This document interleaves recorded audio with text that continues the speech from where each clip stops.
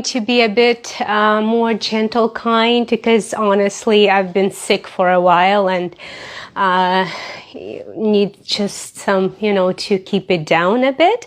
But again, you can choose your own pace, you can choose your own intensity. I'll be showing that to you, talking about that. You choose your own level, right? Okay, so we'll start with our with the mobility of our rib cage.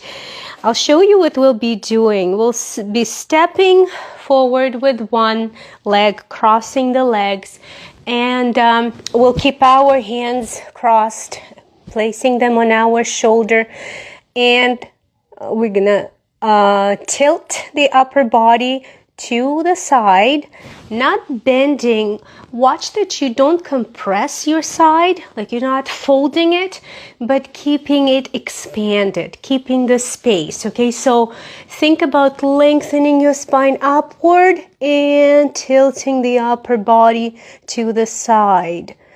And then we're rotating the rib cage upward toward the ceiling, going only as far as it feels comfortable, returning back. Then we're stepping forward with the other leg and tilting the body to the other side, straight to the side, extending that spine, rotating the chest toward the ceiling, returning slowly back to the starting position, stepping forward with the right, tilting to the left, keeping our feet firm on the ground, extending that spine, rotating the rib cage, pausing briefly, and returning back to the starting position.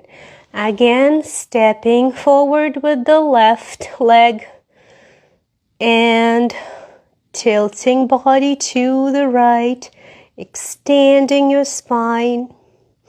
Make sure you're not pulling your shoulders up towards your ears. Nice and long spine. Rotating the rib cage upward. Keep breathing back to the starting position. One more time on each side. Stepping forward with the right. Tilting to the left. Long spine. Rotating. Pause. Bring it back. Don't forget to breathe.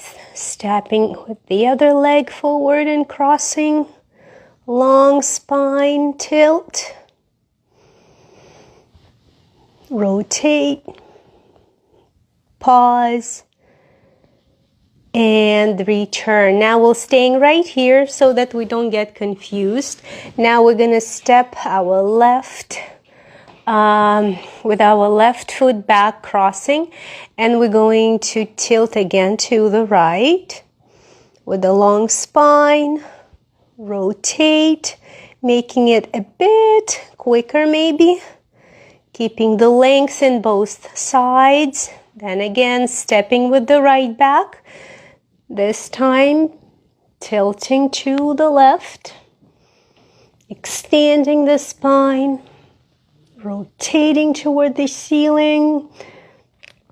Check if your feet are firmly planted on the floor, the entire soles of your feet.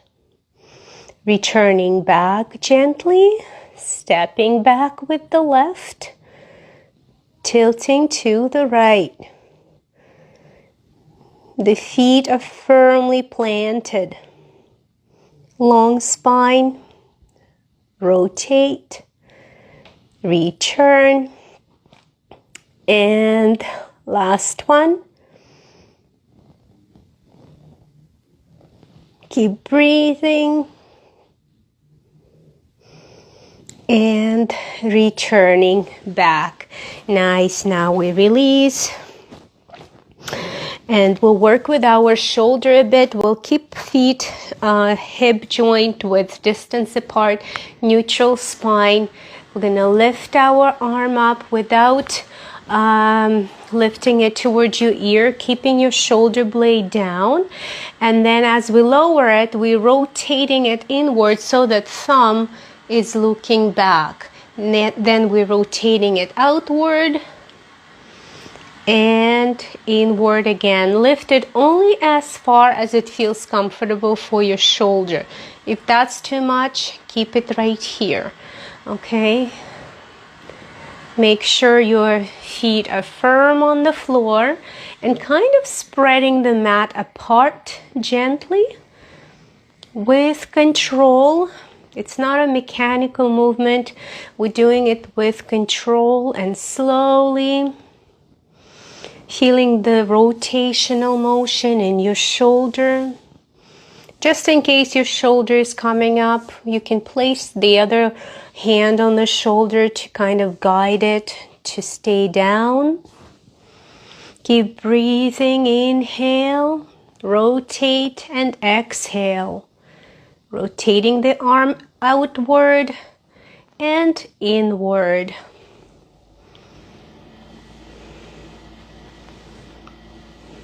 And 2 more times. Slowly down. Awesome. Now switching sides. Again, lifting it up, rotating inward, lowering it down. Shoulders are down, looking straight ahead. Think about elongating your spine, bringing the base of your skull away from your shoulder blades. Breathing in and out. In and out.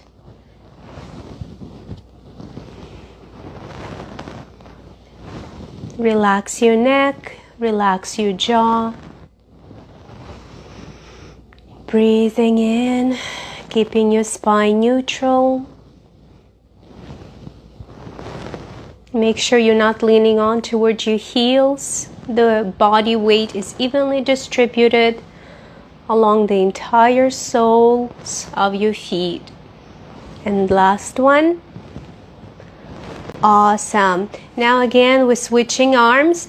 This time, we're going to bend it at your elbow like this at 90 degrees. We're going to bring it forward and rotate our forearm in so that the palm of your hand facing you. And then rotate it out. Rotate the forearm in and bring it in front of you and rotate it out. Breathing in and out. Your upper arm is parallel to the floor. Check your body weight distribution over your feet. It's even. And out. Rotating in and out. Think about extending your pinky away from your hand. Create that subtle sensation. It will activate your shoulder blades better. Your shoulder girdle will engage it better. So think of your pinky as a leader, leading the movement. There's nothing you should do physically. It's just the mental guiding cue. And last one. Awesome. Lower it down. Switch sides. Again, 90-degree angle. Bring it forward in front of you and rotate the forearm, the palm facing you, and out to the side. In front of you, out to the side. Your shoulder blades are down and not moving. Your core is engaged. You're kind of pulling the bottom part of your abdominal wall in towards your spine. Looking straight ahead of you. Your neck is relaxed. Your jaw is relaxed. Your throat is open, your collarbones are open.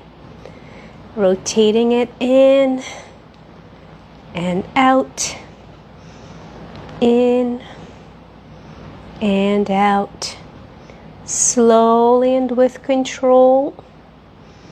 When you're bringing it forward, think about the underside of your upper arm reaching forward and away from your body. And again, your pinky is leading and pulling upward toward the ceiling.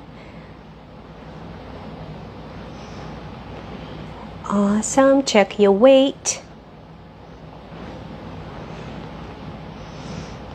Great. Doing awesome. One more time. Great job. Awesome. Let's roll our shoulders forward and backward. And now we'll engage our hips. We'll make a step to the right with your right foot, and we're gonna hinge at our hips, then bring it back. And again, hinge, bring it back, hinging right here at your hip joints. Your spine is nice and long. We're not bending at the waist, at your at the upper part of your torso. It's at your hips, pushing those sit bones backward and bringing it back, opening up the creases of your hips fully. And one more time, and we'll add movement with your arm. So this time we're going to step to the side, and the left arm, we're going to scoop the left arm and rotate our rib cage. Imagine there is a string attached to your breastbone and someone's pulling it to the side.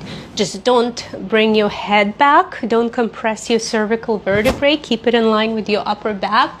And rotate from your rib cage. Reach with your arm and step it back. Again, step to the side, rotate and reach, and return. Pushing those hips back, opening up the sit bones, and bring it back. Remember, rotation happens from your breastbone, going and reaching only as far as it feels comfortable.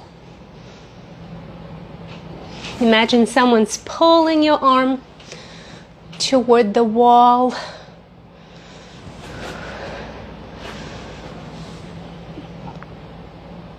Keep breathing. Rotating and reaching. One more time. Awesome. We'll switch sides now. I'm going to start stepping towards your left, hinging at your hips and pushing those hips back, opening up the sit bones.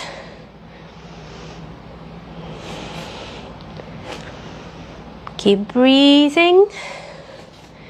Remember to keep your spine nice and long. Your head is in line with your upper back. Not dropping your head.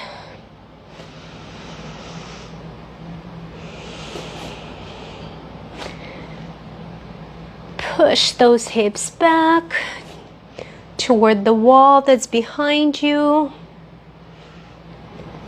Release your pelvic floor. Open up your sit bones. Create more space in between them. One more time. And adding the arm movement again to the side. First, thinking about rotating from your breastbone and then reaching with your arm. and back. Hinge, rotation from your breastbone, reach, and back.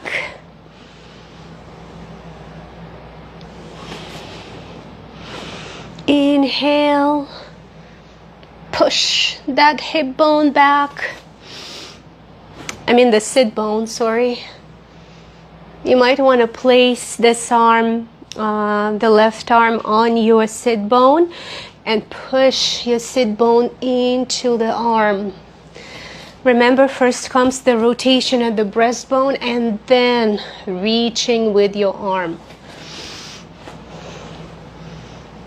Rotate and reach.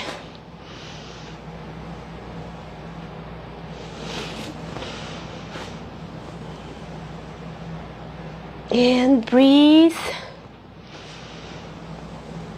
It's not a wide step to the side, it's just a comfortable one. And pushing that hip back, rotating and reaching. And 2 more times.